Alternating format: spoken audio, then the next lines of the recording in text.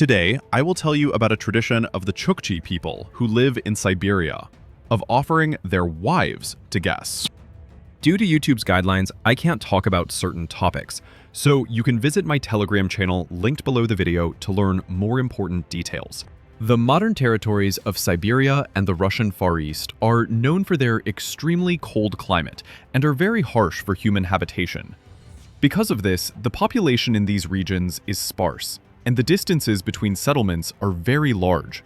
In such conditions, human connections weakened, and isolation from the outside world became quite common. One of these peoples is the Chukchi, who live in Chukotka. Due to their small population and rare contact with foreigners, they became isolated and began to marry within their own community. As a result of marriages between close relatives, genetic diseases started to appear among the Chukchi.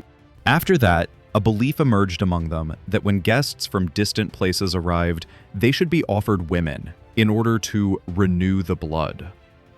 Offering a wife to a foreign guest was considered a way to refresh the bloodline and preserve the health of future generations. Starting from the 17th century, a number of travelers and ethnographers who visited Chukotka reported that the Chukchi would offer their guests to spend the night with their wives, and refusal was considered a bad omen.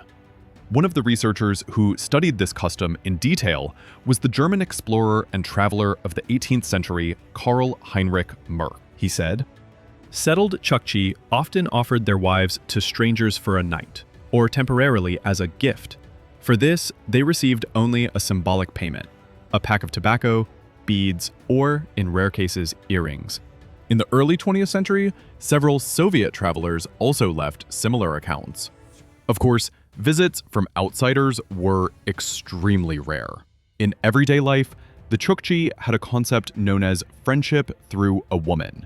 This meant that two men who became friends could temporarily exchange their wives. In return, if one of them faced difficulties, the other would come to his aid.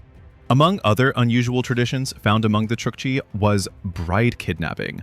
In other words, a man could simply abduct a woman he liked. If the woman's relatives found her, the man had to pay a ransom, offering one of his own young female relatives in exchange. Among the Chukchi, there was a custom. If a man died, his wife would marry the younger brother of the deceased. The man who married his late brother's widow was obliged to care for the deceased's children as his own. It should be noted that the temporary exchange of wives existed among the Chukchi until the early 20th century. Today, this custom has disappeared and is no longer practiced among them.